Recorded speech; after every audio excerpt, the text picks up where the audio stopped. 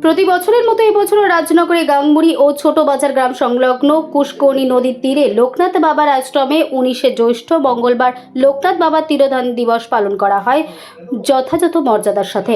ভক্ত অনুরাগীদের উপস্থিত ও উৎসাহ উদ্দীপনা ছিল যথেষ্ট চোখে পড়ার মতো।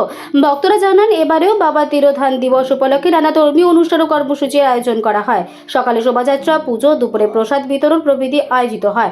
রাতে নাম সংকীর্তন অনুষ্ঠিত হওয়ার কথা থাকলেও বৃষ্টির কারণে ও আবহাওয়া খারাপ থাকার জন্য তা স্থগিত রাখা হয়। 20 জ্যৈষ্ঠ বুধবার তা আয়োজিত হবে বলে জানা গিয়েছে। এমন উদ্যোগের আয়োজনের প্রশংসা করেছেন গ্রামবাসী।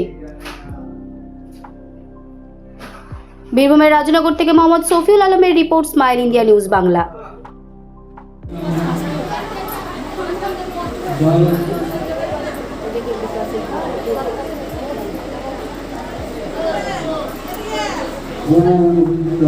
ঈশ্বরী রাধারানী রাধিকাময়ী